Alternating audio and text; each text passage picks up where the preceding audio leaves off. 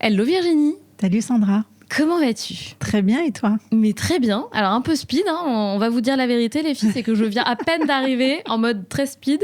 Donc on commence sur les chapeaux de roue. Et je t'ai mis un petit coup de pression en te disant je dois être partie. Oui, mais t'as bien fait. C'est moi qui suis en faute, donc t'as bien fait. Ma chère Virginie, je suis hyper contente de te recevoir. J'ai énormément de questions pour toi, tu t'en doutes. Est-ce que tu peux te présenter, s'il te plaît, en quelques mots ? Eh bien écoute, je m'appelle Virginie, j'ai bientôt 55 ans. Je me prépare, tu vois, c'est dans un mois. Donc, je commence déjà à le dire. J'ai plusieurs activités. J'ai un compte Instagram qui s'appelle À ton âge quand même. J'ai écrit un livre qui s'appelle 50 ans et la vie est belle. Je viens de créer de lancer un podcast, Les ailes E2LES d'un homme. Et je continue à travailler dans le tourisme. Voilà. Quelle femme, tu en fais des choses. Bah écoute, oui, c'est sympa. C'est très sympa. La vie est trop courte, il faut s'amuser. C'est hyper varié, c'est top. Ouais. Et surtout, tu as été, enfin surtout, pas surtout, mais moi ce qui m'a marqué, c'est que tu as été donc pendant 10 ans, je crois, femme d'un agriculteur, et donc tu as eu une vie bien spécifique. Ouais, bien... L'amour est dans le pré. L'amour est dans le pré. Ouais. Tu nous racontes un petit peu ce passage à la télé ? Je bossais, j'ai fait un grand écart parce que je bossais à la télévision dans une rubrique mode beauté santé sur une émission en direct quotidienne à l'époque. C'était encore du direct, incroyable. C'était chouette. Et j'ai rencontré mon mari agriculteur et donc je suis partie vivre à la campagne et j'ai eu 3 enfants. À 28 ans, j'avais mes 3 enfants. Donc tu as quitté le monde de la télé pour partir avec ton mari. Ouais, je suis partie en me disant c'est tellement loin, je peux pas continuer à bosser à Paris. Je suis à 1 heure de Paris. Ça me paraissait le bout du monde. Et en fait, c'est très bête, quoi, parce que c'était. Ah oui, c'était qu'à 1 heure de Paris. Ah mais oui, j'étais en Seine-et-Marne. Ah mais d'accord. Oui. Ah oui. Mais tu vois, j'avais le syndrome de passer le périph', en fait. Eh ben oui, bien sûr, je comprends. À l'époque, c'était quand même moins courant. Aujourd'hui, de plus en plus de monde vivent en dehors de Paris et travaillent à Paris. À l'époque, ça se faisait pas. Ça se faisait moins, quoi.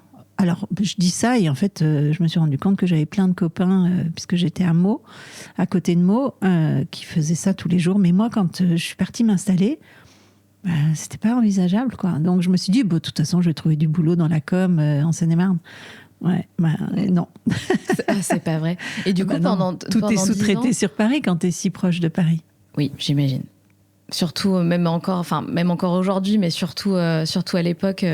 C'était encore plus centralisé à Paris, quoi. C'est ça. Donc pendant 10 ans, tu décides de fonder ta famille. Exactement. Ok, et de soutenir. C'est pas mal, hein. C'est pas mal. Oui, c'est énorme. Déjà 3 enfants, bravo, chapeau. Et comment c'était ton quotidien ? Et est-ce que surtout tu avais envisagé un tel quotidien ? Et est-ce que ça t'a plu finalement, tu vois, d'élever tes enfants, d'être dans une vie un petit peu différente de la vie à la ville, dirons-nous ? Est-ce que c'est quelque chose qui t'a plu ? Qu'est-ce que tu retiens de ces années-là ? J'ai adoré cette période. J'ai adoré cette période parce que avoir la chance de pouvoir s'occuper de tes enfants à plein temps, enfin moi c'était vraiment quelque chose qui me tenait à cœur, tu vois. J'ai toujours une pensée.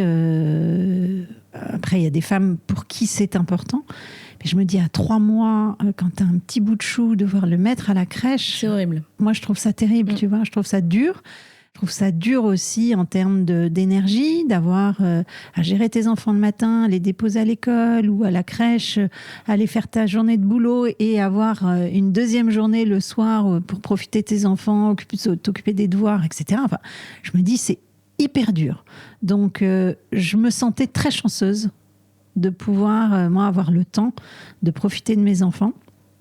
Et puis j'étais contente d'être dans cette vie où j'avais mon potager, j'avais une maison sympa, j'avais la chance d'être dans une maison chouette, en pleine campagne, profiter d'un grand jardin. Non, j'étais bien.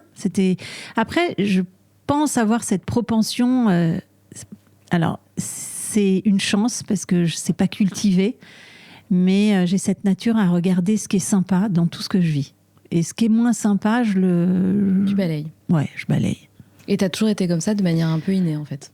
Je pense que j'ai été éduquée comme ça. Ah, c'est-à-dire, comment t'ont éduqué tes parents? Mes parents sont comme ça, tu vois, ce qui est pas... tout est... J'ai une enfance, tout est très positif, tout est joyeux, tout est bien. Et puis, j'ai eu de la chance, hein, j'ai pas eu d'embûches non plus majeures durant mon enfance. Mais ce qui est pas mortel, c'est pas très grave, quoi.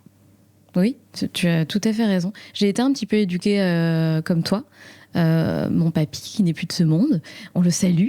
Je l'appelle un peu, tu sais, je dis toujours c'était un éternel optimiste. Ouais. Et du coup, on a eu cette éducation-là aussi, donc ça s'est transmis jusqu'à ma mère, à moi. Et moi, je suis aussi une éternelle optimiste. Et parfois, on m'a dit, oh là là, qu'est-ce que t'es naïve. Et non, en fait, c'est pas une forme de naïveté. Bah non. Et non. Absolument. Non, c'est cette capacité à regarder ce qui est bien. Ça veut pas dire que tu n'es pas consciente de ce qui est pas bien, mais tu n'y portes pas d'importance, tu ne le mets pas en amont. Après, tu as d'autres personnes qui ont besoin de regarder le négatif pour se protéger, pour être sûr de ne pas se blesser, de se faire mal. Moi, je suis à l'inverse, quoi. Mon moteur, c'est le positif. Mais bien sûr. Et je pense que c'est une arme tellement importante, tu vois, ne serait-ce que pour prendre des décisions un petit peu compliquées ou bien pour sortir de ta zone de confort, pour justement nourrir un peu l'audace et pas te laisser happer par tes peurs. Je trouve que l'optimisme, c'est incroyable, c'est une force absolument incroyable. Ouais, c'est ça. Mais c'est ça. Et effectivement, ça te gomme toutes les peurs. Oui, ça te donne l'audace de. Ouais. En tout cas. Ouais. Tout à l'heure, tu as dit un truc qui m'a touchée parce que tu as dit laisser ton bébé à 3 mois à la crèche, c'est hyper difficile. Moi, c'est exactement ce que j'ai vécu. J'ai un fils qui a 6 ans bientôt. Et j'ai laissé mon bébé à 4 mois à la crèche en région parisienne. Ça a été un souvenir absolument horrible pour moi. Et c'est ça qui a déclenché, si tu veux, cette envie furieuse de quitter le salariat et de tout envoyer bouler et d'être à mon compte. Comment, toi, tu as vécu, du coup, parce que tu m'as dit que tu travaillais, donc tu as été libre, on va dire, hein, pendant toutes ces années, tu organisais ton quotidien comme tu voulais en fonction de tes enfants, etc. Et ensuite, tu as fait un switch, tu as repris un travail, c'était un désir, c'était une nécessité? C'était une nécessité parce que j'ai divorcé au bout de 10 ans. Divorce non choisi, subi, douloureux. Et donc, du coup, alors, à l'époque, douloureux, et ça, c'est un point aussi, c'est que très souvent, je trouve que quand tu as une grosse difficulté où tu te dis, c'était pas ça que je voulais, c'est bien souvent pour t'emmener sur une direction différente et qui te correspond mieux. Tout à fait. Et donc aujourd'hui, je suis beaucoup plus heureuse que je ne l'étais, mais à l'époque, ça a été hyper violent parce que pour moi, la famille, c'était important. J'ai été éduquée dans une famille très aimante. J'ai mes parents qui vivent encore aujourd'hui ensemble à 81 et 84 ans et qui sont très amoureux. Donc, si tu veux, pour moi, c'était pas mon souhait, quoi. C'était pas la vie de famille que je voulais. Et donc, après 10 ans, t'imagines bien, la télé, c'était terminé. Et il a fallu que je me remette au travail. Et je me suis dit, un jour avec maman, je discutais, elle me dit, ma pauvre chérie, qu'est-ce que tu vas faire? Je lui dis, écoute, on est jeudi, lundi, je trouverai un boulot. Et le lundi, j'avais trouvé un boulot. J'en parlais à tout le monde, je cherchais. En fait, quand j'ai un truc en tête, j'y vais go, quoi. Et il n'y a rien qui m'arrête. Et je ne m'étais pas mis de limite de travail, de quelque chose. Il fallait que j'ai un boulot. C'était la seule condition, tu vois. Je ne m'étais pas dit, je veux plutôt travailler dans ça ou dans ça. Non.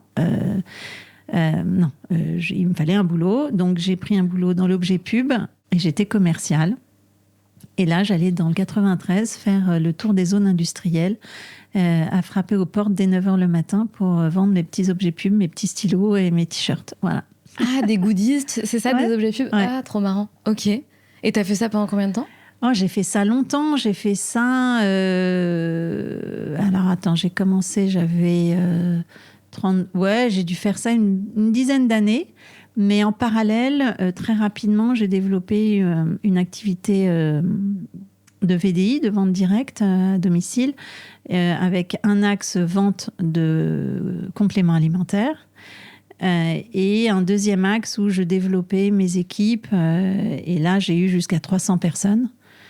Et ça a été extrêmement apprenant pour le management parce que tu dois aider des personnes à créer leur propre business, mais à la hauteur de ce qu'ils veulent. Donc, tu avais des personnes qui voulaient gagner 200 € en plus par mois, simplement, et d'autres qui voulaient une liberté financière. Donc, il fallait vraiment s'adapter aux envies. Et pour moi, quand tu n'as pas de hiérarchie comme ça, c'est du vrai, pur management. Parce que tu te concentres sur les besoins de la personne et pas sur tes propres besoins. Si tu te concentres sur tes propres besoins, tu te plantes. Donc ça a été apprenant. Et puis, dans cette activité, il a fallu aussi prendre la parole, former. Donc, j'ai commencé par 2 personnes, 5 personnes, 10, 20, 50, 100, 200, 300, 500 personnes. Et ça, la prise de parole en public, ça a été extrêmement apprenant puisque les séminaires qu'on avait, vous savez, c'est les séminaires un peu à l'américaine où on doit embarquer tout le monde. Et là, sans prise de notes, sans notes. Tu y allais... Il faut y aller. En fait, tu as l'impression d'avoir dans ton cerveau, d'avoir comme une armoire avec plein de tiroirs. Et puis, tu vas piocher là où, un peu le sujet du jour, mais une fois que tu as tes outils, et voilà. Et c'est finalement beaucoup plus confortable que d'avoir des notes. De s'accrocher à des notes, tu vois, j'ai lancé mon podcast et j'étais tétanisée le premier avec mes notes en me disant mais comment je vais faire pour avec mes... Et en fait, je trouve que ça te bloque. Et là, tu vois, je vois que toi, t'as pas de notes. Je déteste. Et je pense que c'est la meilleure façon pour vivre pleinement et puis pour délivrer ce que t'as au fond de toi, quoi. Oui, je suis d'accord. Et c'est aussi plus authentique, plus spontané. Moi, j'ai du mal avec les interviews, tu sais, trop et nanan, et truc, et machin. Tu sais que c'est un enchaînement de questions. Est-ce qu'ils s'intéressent vraiment aux réponses ? Ouais. Voilà, ça me parle pas, moi. Ouais. Mais après, c'est un exercice aussi de savoir lâcher prise et de te dire... tu vas y arriver, enfin, il n'y a pas de souci, tu n'as pas besoin de tes notes. Bien sûr. Et je pense qu'on commence... Enfin, moi, j'ai commencé avec mes notes, clairement. Ouais. Et après, t'arrêtes les notes. Tout à l'heure, tu as dit un truc... Enfin, on ne sait pas que tu as dit un truc, donc tu as parlé de ton divorce. Je veux pas m'étaler là-dessus parce que voilà, c'est ta vie intime et ce n'est pas forcément le sujet du jour. Mais j'ai quand même une question qui me trotte et qui est importante, je pense, qui est importante pour les femmes qui nous écoutent. Parce que c'est un sujet qui revient beaucoup dans ma communauté. Donc nous, si tu veux, on accompagne des femmes salariées vers l'entrepreneuriat. Ouais. Et donc beaucoup sont en couple. Et donc beaucoup sont, dépendantes de ce que va penser leur mari, des conseils, de oui, de non. Elles prennent leurs décisions ensemble, même. Enfin, voilà, il y a beaucoup de liens. Il y a beaucoup de liens avec l'homme, avec le couple. Du coup, j'aimerais avoir ta vision par rapport à ça. Donc, toi qui as vécu une belle histoire avec ton ancien mari, vous avez divorcé. Quelles leçons tu en tires aujourd'hui par rapport justement à la femme et l'homme dans un couple? Moi, j'ai mes propres opinions par rapport à ça. Mais toi, quelles leçons tu en tires justement? Parce que tu as aussi lancé un podcast, donc Les ailes des hommes. J'imagine que c'est un petit peu lié à ça. Qu'est-ce qu'on retient de tout ça? Et selon toi, c'est quoi les clés pour justement faire durer ton couple et que chacun reste une personne à part entière et non pas, une unité, quoi? C'est compliqué comme question, hein. C'est large. Tu as 3 heures devant toi. Pas vraiment. Déjà, je pense qu'il n'y a pas de modèle type. Tu vois, c'est compliqué de dire... effectivement, avec le recul, je pourrais te dire j'aurais dû garder une activité et je me serais pas retrouvée le bec dans l'eau. Et Dieu sait si maman m'avait dit il faut être indépendante, c'est important, etc. T'as des couples sur qui ça fonctionne très bien et c'est une équipe et ça marche très bien. Ce qui compte, c'est de trouver ton équilibre et ce qui t'épanouit. Là où, effectivement, j'aurais dû plus m'écouter, c'est que ça me manquait. Tu vois, j'étais jeune. J'ai eu des enfants quand même très jeunes, tu vois, 23, 25, 28, c'est hyper jeune pour avoir des enfants. Et Dieu sait, ils le savent, que je les aime et que j'ai adoré ce rôle-là. Mais malgré tout, je pense qu'une activité me manquait. D'ailleurs, j'avais essayé de monter de rentrer dans une franchise de sandwich à l'époque. Et puis, mon ex-mari freinait des 2 pieds. Je pense qu'il trouvait que c'était quand même plutôt sympa que je sois à la maison. Donc voilà, ça s'est pas fait. Mais je pense que c'est surtout de s'écouter. tu vois, et c'est ce que j'apprends avec l'âge, c'est de faire ce que j'aime. Et pas de faire... Je pense aussi que quand on est plus jeune, on fait les choses parce que socialement, ça fait bien, parce qu'on veut se donner une image, parce qu'on veut se donner un rôle. Mais être vraiment connecté à ce qu'on aime, c'est pour ça que je te dis qu'il n'y a pas vraiment de modèle et de règles, si ce n'est être vraiment aligné avec ce qu'on a envie. Ce qui n'est pas forcément évident quand on est jeune. Pas du tout. Tu vois, et c'est un des avantages de la maturité, c'est que tu apprends à te connaître et tu sais ce qui te convient. Heureusement qu'on en a des avantages, tu vois. Mais j'ai hâte d'ailleurs de parler de ça parce que c'est un sujet que je trouve passionnant, forcément. Enfin, je pense que toutes les femmes, on veut savoir comment ça évolue, mais bon, on va y arriver. Et puis quand tu as ton modèle de couple, bah c'est pareil. Je pense qu'il y a des modèles qui ont besoin d'être tout faire ensemble. Après, la vie est longue, hein, donc c'est dur d'avoir envie de tout faire ensemble pendant... allez, tu te maries à 30 ans, on vit jusqu'à 80, pendant 50 ans, tout faire ensemble. Enfin, tu vois, ça me paraît un peu compliqué. Je suis une grande adepte on fait nos activités, on s'éclate chacun de notre côté et on a plaisir à se retrouver. Voilà. On s'éclate chacun de notre côté. J'ai très bien compris. T'as compris. Oui. Il n'y avait pas de débordement, bien sûr. Mais ouais, c'est bien d'avoir ses copines. Tu vois, moi, samedi soir, je me fais une soirée fille. On se fait une soirée. Ce soir, Bobby est au poker. Il s'appelle Bobby parce que on me dit que je suis coiffée comme Pamela. Pas aujourd'hui, tu vois. Mais et il ressemble à Bobby Ewing. Donc voilà. Du coup, je l'ai baptisé Bobby. Mais son vrai prénom, c'est Philippe. Comme mon papa.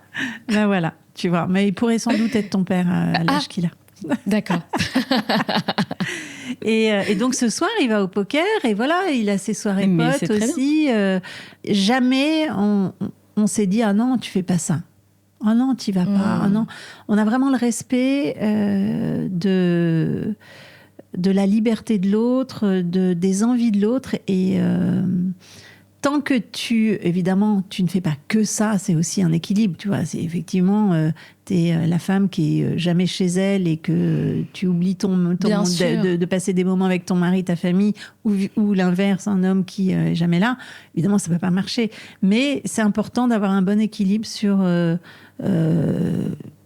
ton petit jardin à toi, quoi. De toute façon, tu l'as dit, et je pense qu'effectivement, ça fait partie des clés les plus importantes, c'est de se connaître soi, d'essayer en tout cas de trouver les moyens parce que quand on est jeune, comme tu le dis, on l'est pas, on se connaît pas et on est très dépendante, je trouve, des garçons. Moi, je l'ai été, tu vois, très dépendante de mon adolescence à mes 25 ans. J'étais hyper codépendante de mes mecs sans m'en rendre compte, tu vois.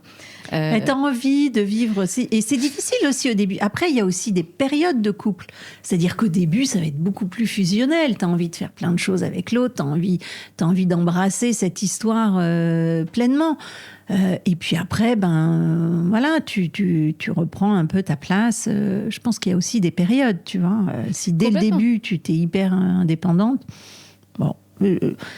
En tout cas, une chose est sûre, c'est que la vie de couple, si on veut qu'elle dure, elle est longue. Et j'ai même envie de te dire, je vais peut-être surprendre dans mes propos, mais je pense que la vie de couple, c'est plus une décision qu'un choix. Enfin, que quelque chose que tu vis. Faut le vouloir, parce que 40 ans de vie de couple, t'es obligé de vivre des moments creux et difficiles. C'est inévitable.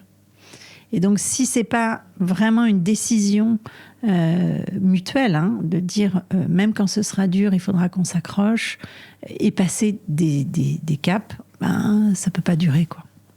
Oui, c'est vrai. La communication, je pense que c'est hyper important. Absolument. De se dire les choses, d'être transparent. La communication, un peu de légèreté. Mon dernier invité au podcast, qui est en couple, qui est une personnalité, je ne l'ai pas encore dévoilé le nom, donc, et qui est en couple depuis plus de 20 ans, disait avoir aussi des projets communs, et je pense qu'il a raison. Tu vas avoir toujours un projet en commun. Oui. Tu peux avoir tes activités, mais un projet en commun.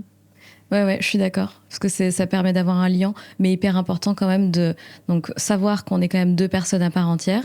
T'as tes projets, apprends à te connaître et apprends à aimer être seule avec toi-même aussi. Parce que si tu ressens toujours ce vide quand la personne n'est pas là, ou si t'as toujours ce truc à chercher, tu sais, l'amour tout le temps vers de l'autre. En fait, c'est un déficit de l'amour de soi, hein, quand Exactement. tu as besoin de l'amour de l'autre. Et c'est marrant parce que très souvent on dit mais arrête de chercher l'amour et tu verras, tu le trouveras. Je pense que c'est pas arrêter de le chercher, c'est d'être en capacité de combler cet amour toi-même, tu vois, et d'être OK avec qui on est, avec ce qu'on aime faire, ce qu'on aime vivre. Et là, du coup, on choisit une personne pour les bonnes raisons et pas pour combler un vide. Ce qui est très différent. Et tu vois, parfois, je sais pas ce que t'en penses toi, mais des fois, moi, je suis un petit peu étonnée. Même si je respecte et je suis hyper tolérante, chacun fait comme il veut, chacun a son mode de fonctionnement.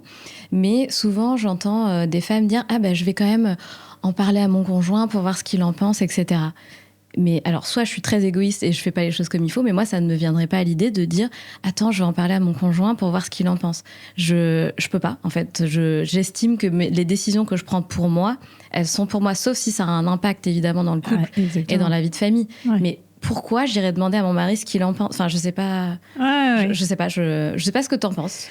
Après, quand t'es une équipe, ça peut être sympa aussi. Alors, ça va pas déterminer une décision, mais évidemment, je trouve que c'est sympa de partager ce que tu vis, tu vois, mais sans détermination de décision. Après, effectivement, s'il y a un impact, tu vois, t'es muté à Marseille, je vais peut-être en parler un peu à mon conjoint. Évidemment, ça c'est certain. Mais tu vois, certaines femmes parfois s'empêchent, je pense, de prendre une décision parce que la vie du conjoint ne sera pas favorable. Et je trouve que c'est dommage parce que finalement, elle avait une bonne intuition, elle sait que c'était un désir profond, et elle le fait pas, tu vois. Ouais, non, mais ça c'est évident. Ça revient à ce que je te disais tout à l'heure, se connaître, s'écouter et faire ce qu'on aime. Et ça, c'est pas ce que l'autre aime, c'est ce que toi tu aimes. Donc, faut rester, faut vraiment être connecté à ses désirs. Qu'est-ce qui a changé entre la toi à 30 ans et la toi à 50 ans? Parce que donc tu as écrit un livre sur le sujet, tu as interviewé pas mal de femmes. Moi, j'ai hâte de savoir ce qu'il en ressort et ce qui nous attend. Et je trouve que c'est génial que tu portes la voix de toutes ces femmes-là, parce qu'en fait, on en a marre d'entendre ce truc qu'on a une date de péremption. Enfin, on est toutes comme ça. Même à 30 ans, hein, on est déjà dans l'anticipation d'eux, tu vois. Donc, qu'est-ce qui change? J'ai cru comprendre qu'il y avait pas mal plus de ressenti en termes de liberté. On se sent plus libre. Tu vas nous en parler. Ouais. Mais qu'est-ce qui a fait du coup, qu'est-ce qui est différent, la Virginie à 30 ans, Virginie à 50 ans? À 30 ans, je trouve que c'est la période de vie la plus difficile. En tout cas, dans celle que j'ai vécue. Alors, peut-être aussi parce que j'ai vécu ce divorce, tu vois.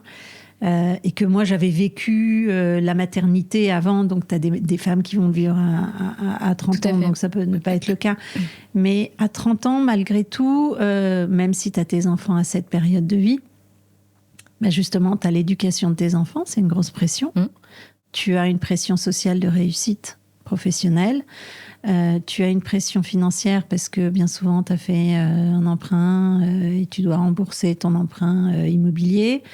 Quand tu as pu le faire, parce qu'en ce moment, c'est un peu compliqué. Donc, tu es bourré de pression. Donc, je trouve que c'est très difficile. À 50 ans, tu t'es globalement épanoui dans ta vie professionnelle. T'es lancé, quoi. T'es lancé, t'as plus grand-chose à prouver. Il y en a même qui se disent je veux pas commencer un nouveau projet parce que j'ai 50 ans, alors que on a encore quand même de l'énergie, je pense, pour 20 ans. Tu vois, au moins 70. Maman me dit, tu verras, à 70 ans, c'est la meilleure dizaine. Ah ouais? Donc, ouais. Putain, génial. C'est bon à savoir. Mais oui, tu vois, et c'est pour ça que dans mon livre, je parle aussi beaucoup de l'alimentation, du sport, de l'hygiène de vie, parce qu'il faut préparer toutes ces années. Oui. Combien de personnes t'entendent et disent mais moi j'ai pas l'impression d'avoir cet âge-là, mais sauf que c'est ton corps qui va te le rappeler si tu n'en prends pas soin. Donc voilà, donc à 50 ans tu es affranchi de tout ça. tu es complètement affranchi du regard des autres et tu t'écoutes beaucoup plus et tu as l'expérience et donc tu te connais et tu sais beaucoup plus rapidement ce qui va te plaire et ce qui va pas te plaire. Tu connectes beaucoup plus rapidement avec les personnes et tu sais si ça va matcher ou si ça va pas matcher. Donc tu as une connaissance qui s'affine et évidemment qui est beaucoup plus confortable. Ça a été quoi ton âge préféré ? Eh ben, écoute, c'est la cinquantaine. Ah ouais, vraiment, putain, c'est dingue. Vraiment, ouais. Incroyable.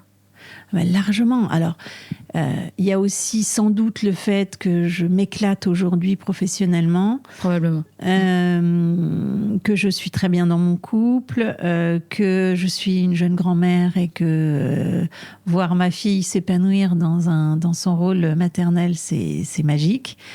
Que tout le monde est en bonne santé. Enfin, tu vois, tout roule, tout va bien. Évidemment, tu as des périodes de vie. Enfin, c'est aussi très lié à ce que tu peux vivre, une maladie, une disparition, etc. Obligatoirement, tu peux pas dire.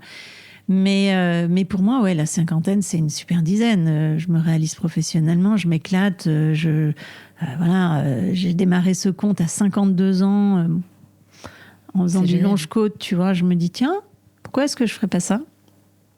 Ah bah tiens, je vais essayer. Sans vraiment avoir d'objectif de réussite et que ça marche. Je l'ai fait et c'est pour ça que je te dis que le plaisir est important et si tu es bien aligné là où tu te sens bien, là où tu n'as pas l'impression de travailler, tu vas dans la notion de plaisir, c'est là où tu performes le plus, quoi. Parce que c'est finalement ce qu'on appelle en coaching ta zone de génie. C'est là où t'es le meilleur. Et moi, aller chercher de l'info, j'adore ça. Aller interviewer, j'adore ça. Et je me suis dit, je vais à 50 ans, je vais aller chercher de l'info. Et puis, pour les femmes, pour les aider à passer cette dizaine. Les questions que je me pose, d'autres femmes doivent se les poser et puis on va mettre ça en lumière ensemble et on va faire des tests ensemble et voilà. Et c'est comme ça que ça a démarré. Moi, je suis vraiment fascinée par justement des femmes comme toi. Et il y en a de plus en plus, je le vois sur les réseaux, tu vois, je suis des Américaines qui ont même 60 ans et plus, qui sont incroyables, tu te dis putain mais waouh, moi je veux être comme ça.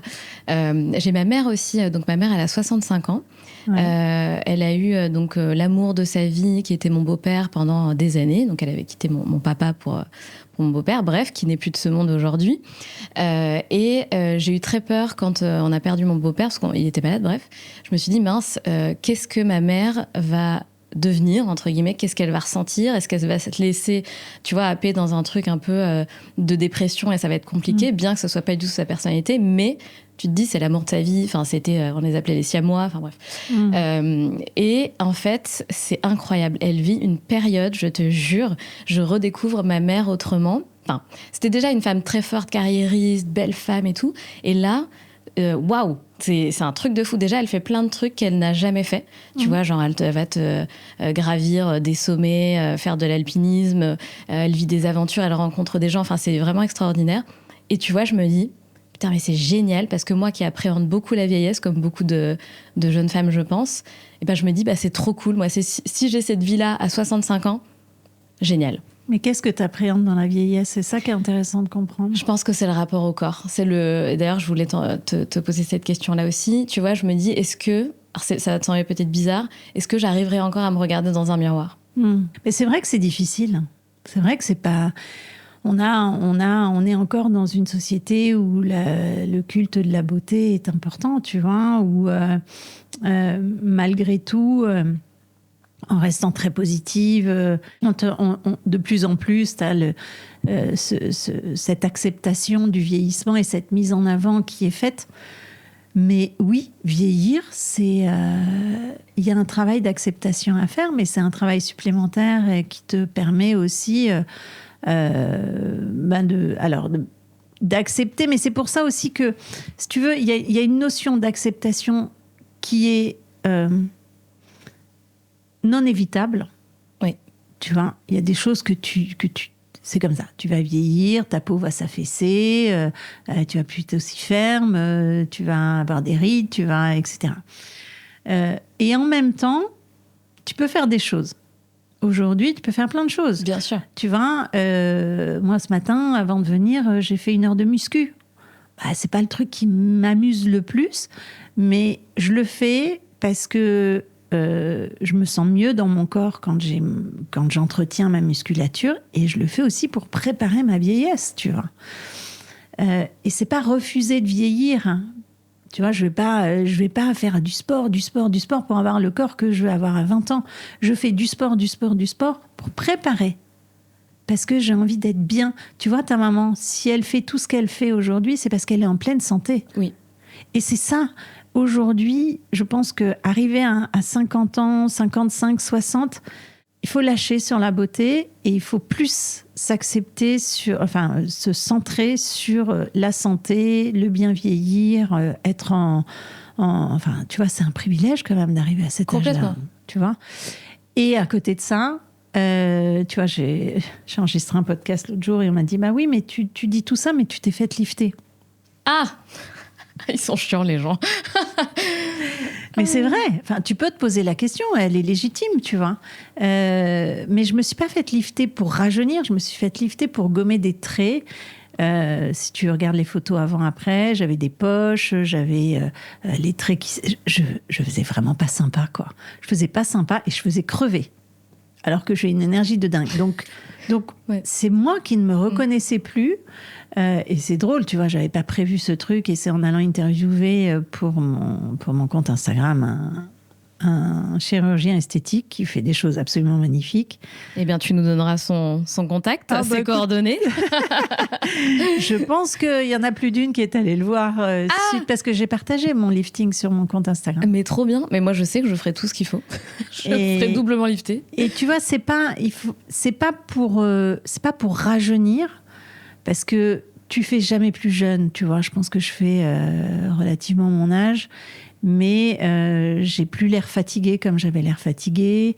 Et puis voilà, donc c'était surtout ça. Mais moi, je suis totalement pour. Je suis absolument admirative des femmes qui sont pas pour ça et qui vont se laisser vieillir naturellement. C'est magnifique. Et d'ailleurs, beaucoup vieillissent tellement bien et sont plus belles, tu vois, que des nanas qui ont fait trop de choses et qui sont allées trop loin. Mais bien sûr. Mais effectivement, je pense qu'il faut laisser... faire ce qu'on veut, quoi. Enfin, moi, je sais que bien sûr que je vais me faire aider parce que je sais déjà de base que j'ai peur de vieillir, donc je sais que ça va être compliqué, donc je sais qu'il va falloir que je me fasse aider pour l'acceptation du vieillissement, etc. Comme tu dis, la peau qui se relâche, t'as moins de collagène, évidemment. Ouais, mais tu vois, je fais tout ça. J'en prends parce que évidemment, c'est pas s'accepter, c'est pas lâcher la rampe, hein, tu vois. Mais tu verras que les choses se font aussi assez naturellement. C'est qu'en vieillissant, tu bénis quand même le ciel quand tu vois des amis qui tombent malades, qui disparaissent. Tu finis par te dire, moi j'ai de la chance, je suis en pleine santé, quoi. Et ça, ce capital, c'est le plus beau capital qu'il faut chérir. Et plus tu avances, plus tu te rends compte que c'est tellement précieux et qu'il faut en prendre soin.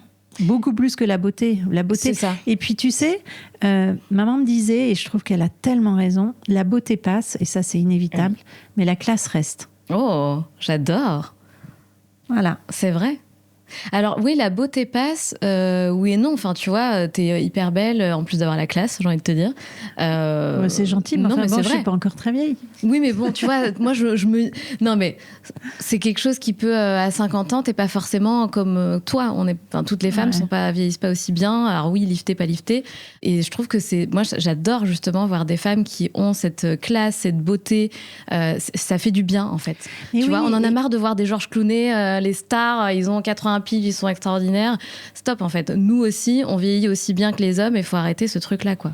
Oui, tout à fait. Et moi, j'adore voir une femme ronde s'assumer. Je la trouve superbe. Tu vois, il y a des femmes qui sont rondes et qui sont très belles parce qu'elles sont bien dans leur peau. Oui. Et en fait, c'est ça qui change tout. Si tu assumes, si tu te caches, si tu te rabougris, si tu deviens aigri, mais si tu restes souriante, tu vois, dans les ailes d'un homme, il y a un vrai sujet, c'est les hommes préfèrent les femmes plus jeunes. Je pense pas, pour en avoir interviewé plusieurs. Alors certains, oui, on va pas se le cacher, mais on a aussi notre responsabilité, tu vois. Si tu deviens aigrie, si tu deviens moins souriante, si tu as peur de sortir, si tu as peur de l'autre. Mais si tu t'éclates, si tu es souriante, enfin, une femme souriante, peu importe son âge, qui prend soin d'elle, elle rayonne. Enfin, tu vois, il y a des choses qui sont majeures. S'amuser, s'épanouir, se réjouir, tout ça, c'est des choses qui, en vieillissant, peuvent se ternir. Si tu fais attention à ça, je pense que tu restes tout à fait séduisante. Absolument. Ride ou pas ride, quoi. Complètement. Et Beyoncé l'a dit, en plus. Il n'y a rien de plus beau qu'une femme qui a confiance en elle, et c'est totalement vrai. Ouais. Phrase un peu bateau, désolée. Ouais, mais bon, c'est un travail aussi, tu vois. Je trouve que de faire une thérapie, c'est passionnant. J'adore ça. J'adore voir des thérapeutes. Parce que je trouve que c'est aussi important que de faire le sport le matin ou d'aller à la piscine. Prendre soin de ton esprit et de ce que d'être bien dans ta tête, c'est majeur, quoi. Et on a tous des casseroles, hein. Dire tous. Évidemment. Je trouve ça super que tu te sois lancée à 52 ans, donc tu as lancé ton compte Instagram, tu as écrit un livre, etc. Je trouve ça génial parce qu'une question qui revient souvent des filles de notre communauté, tu vois, qui nous suivent, elles ont la trentaine et elles ont déjà peur que ça soit trop tard, tu vois.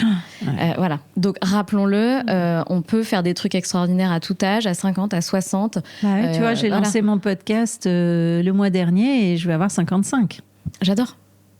Et on a besoin de ça, tu vois. Et j'ai pas fini, tu vois. Mais quand on me dit quels sont tes prochains projets, je ne sais pas encore. Pour l'instant, je suis focusée sur ceux-là, qui viennent tout juste de naître. Mais je sais qu'il y en aura d'autres. C'est évident. Mais c'est bien, tu vois, on a besoin de rappels comme ça et de femmes rôle modèle, un peu comme toi, parce que c'est pas trop tard, quoi. Enfin, tu vois, c'est fou qu'à 30 ans, on se mette déjà une pression de dingue en mode c'est trop tard. Parce qu'effectivement, les générations changent. Et aujourd'hui, à 20-25 ans, les nanas, elles ont des boîtes. Enfin, tu vois, c'est plus du tout la même chose. Ah, elles commencent plus tôt. Ça n'a rien à voir. Enfin, plus tôt ou plus tard, parce que tu as aussi toutes celles qui font des études jusqu'à 30 ans, qui ont des enfants qu'à 35. Tu vois, je sais pas si c'est...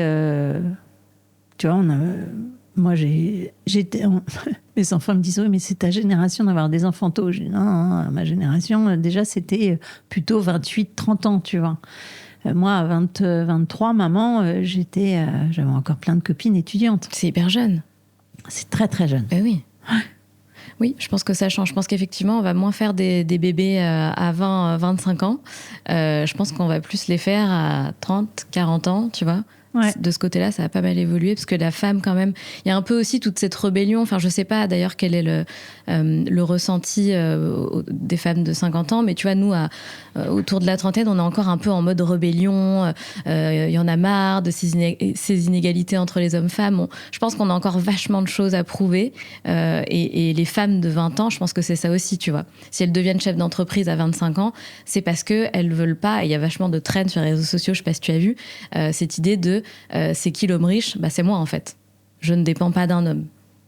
Je sais pas quel est le ressenti que tu as, toi. Mais c'est ce que je te disais, à 30 ans, tu es en plein dans la période où tu veux prouver des choses. Bah, mais est-ce que c'est ce qui vraiment les rend heureuses, tu vois ? Je sais pas. Je sais pas si d'être riche, c'est quelque chose qui te rend heureuse. Évidemment, ne pas manquer de quoi que ce soit et avoir une vie confortable, évidemment que c'est beaucoup plus agréable. C'est un des biais, je trouve, des réseaux sociaux, de montrer le superficiel. C'est facile de montrer que le beau de ta vie, tu vois. C'est hyper facile. Et donc, du coup, tu as une espèce de soif d'argent. Et je pense pas que ce soit là où, tu sais, qui disait ça l'autre jour ? Le bonheur n'est pas dans les grandes choses, mais dans les petites choses du quotidien. Bien sûr. Tant que t'as pas compris ça, t'as pas encore compris... Et cette course effrénée de prouver, c'est exactement ce que je te disais. Est-ce que tu as vraiment envie de créer ton business parce que ça t'épanouit, parce que ça fait partie de toi ? Ok. Mais si c'est vraiment pour prouver quelque chose et pour pour prouver à un mec que tu gagnes plus d'argent que lui, franchement. Je pense pas que ce soit ça. Non, mais je sais pas, dans ce que tu me disais, c'est qui l'homme riche dans le couple, c'est moi. Oui. C'est un peu cette idée que la femme est indépendante et autonome et qu'elle n'a besoin de personne, en fait. Oui, mais c'est bien d'être indépendante. Mais si ça t'épanouit, toujours pareil. Si c'est juste pour dire je suis indépendante, t'as des femmes. Enfin, moi, pendant 10 ans, j'ai été femme 2. Aujourd'hui, mon conjoint gagne mieux sa vie que moi. Maintenant, je peux vivre sans lui, mais il gagne mieux sa vie que moi. J'ai pas de souci avec ça. Et si je gagne plus que lui, il aura pas de souci non plus. Enfin, tu vois, il sera content. Mais voilà, je reste toujours connectée à ces souhaits intimes et pas à une image qu'on essaye de dégager, quoi. Ouais, c'est vrai. Et puis... alors, je vais peut-être... toi, ton audience, elle est plus jeune que moi. Hein. On est sur du 25-40. Ouais. Ben, je pense que je vais peut-être les choquer un peu. Choque-nous, on adore être choqués. Non, mais moi, tu vois, je trouve que le féminisme est très bien. Je trouve que il faut faire avancer les choses et il y avait besoin de faire avancer les choses, c'est évident. Mais il y a une chose dont on parle très peu. On parle beaucoup d'égalité et pour moi, on n'est pas égaux. On n'est pas égaux. On est très différents, mais on est complémentaires. Et ça, on parle jamais de la complémentarité, tu vois. Moi, j'ai pas de problème à ce que ce soit mon mec qui fasse des travaux à la maison parce qu'il a plus de force et que moi, je vais me concentrer sur un truc plus léger comme sortir une table de repassage et prendre un fer à repasser. Il sait le faire aussi et il va le faire s'il a besoin de le faire, c'est pas le sujet. Mais je n'ai pas de problème avec ça, si tu veux, si tu trouves ton équilibre de ce que va faire un homme et de ce que va faire une femme et que c'est OK pour les deux. Mais moi, je trouve que on est trop sur l'égalité et pas sur l'équité et la complémentarité. Pour moi, l'équité et la complémentarité, c'est majeur. Et c'est pour ça que j'ai redonné la parole aux hommes, parce qu'on les entend plus. C'est vrai. Parce que c'est difficile aussi, je pense, quand les lignes bougent, et il fallait qu'elles bougent sur certains points, c'est évident. Mais il y a des repères pour eux qui sont un peu perturbants, tu vois. Un homme a envie d'être un peu galant et on aime ça globalement, bien la sûr. Galanterie. Bien sûr. Mais en même temps, tu as des femmes qui vont dire « Non, mais attends, tu me payes le resto, pour qui tu te prends, je peux me le payer. Ok, je voulais juste être sympa. Je te tiens la porte, ben non, je peux me la tenir tout... » Enfin, moi, j'adore la galanterie. Hein, bien sûr. Les mecs. Alors, moi aussi. J'en parlais avec un de mes futurs invités qui me disait « Ouais, mais vous êtes la génération des cinquantenaires, vous êtes encore celle qui aime la galanterie, qui aime... ce côté-là qu'on peut avoir chez les hommes. Et les plus jeunes, c'est pour ça que je te disais, je vais peut-être les choquer. Tu vois, les quotas, on était obligés de passer par ça, de dire il faut autant d'hommes que de femmes, par exemple, dans un CODIR. Mais moi, être attaché à un nombre parce qu'il faut, je trouve ça horrible. Ah oui, non, mais ça, c'est En revanche, parler du fait que quand tu as des hommes et des femmes au sein d'un comité de direction, tu vas avoir une vision à 180 degrés plutôt qu'à 90. Enfin, tu vois, on a une vision qui est différente. Nous sommes différents. On ne sera jamais égaux. Pour moi, c'est même pas la peine. C'est un combat qui est perdu. On est différents. On ne voit pas les choses pareilles. On n'a pas la même sensibilité. Et je trouve qu'il faut garder cette différence et pas lisser. C'est ça qui est génial, c'est qu'on soit différents et complémentaires. Si tu lises tout, il n'y a plus d'intérêt, quoi. Je pense que... on va finir toutes lesbiennes et tous homo. Enfin, tu vois, pourquoi pas, hein. Non, mais pourquoi pas. Mais tu vois ce que je veux dire. Et j'ai pas du tout de propos homophobes. Loin de là, je les adore. Mais ce que je veux dire, c'est que cette différence entre les hommes et les femmes doit rester. Mais de façon équitable.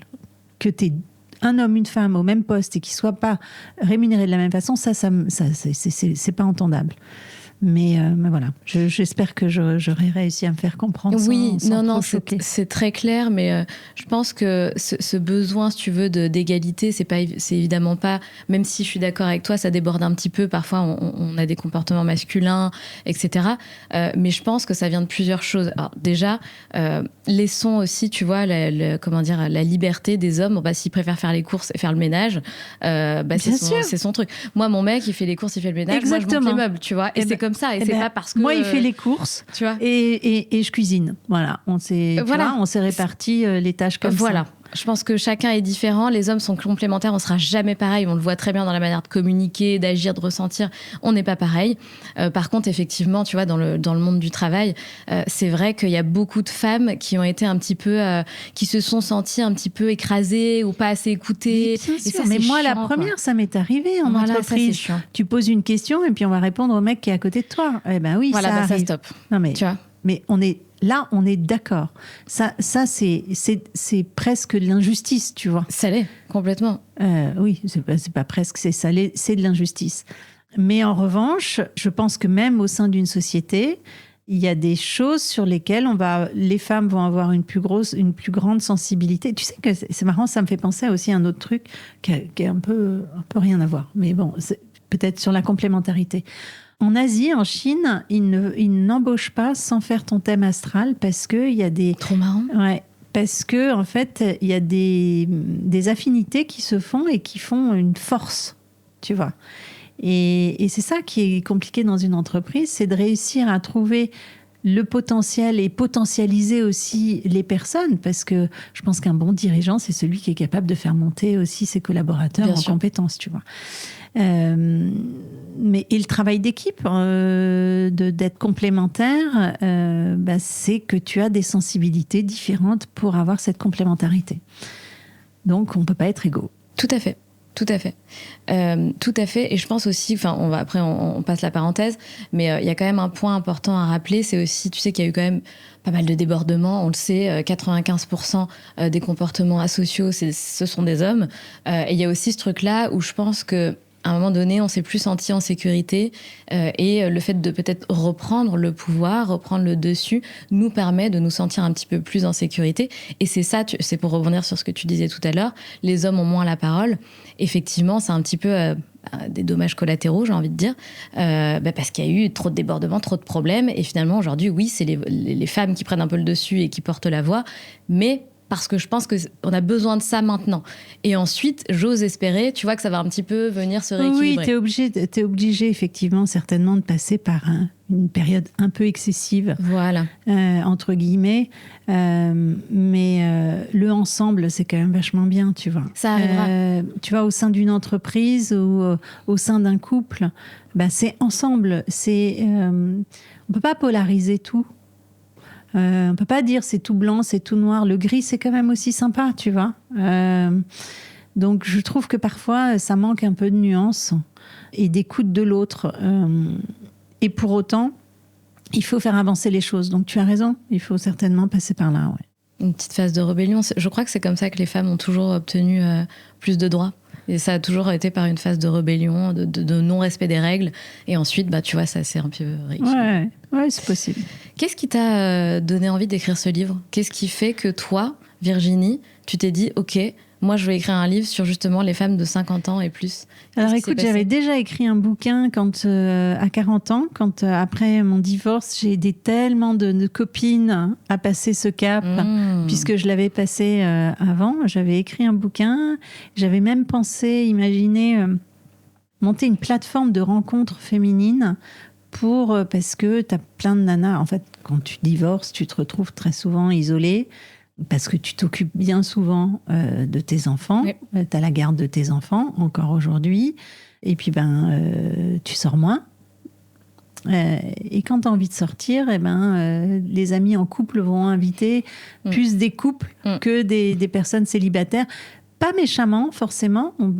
Tu vois, le syndrome de dire on ne va pas l'inviter parce qu'elle va piquer mon mari, ça, j'y crois pas du tout. Non. Mais en revanche... non, mais parce que on me l'a déjà dit. C'est trop marrant ça, mais moi je connais pas ça. Non, pas encore. Moi je pense pas à ça. Mais en revanche, tu te dis, célibataire, elle va s'emmerder avec des couples. Oui, ça je peux comprendre. Oui.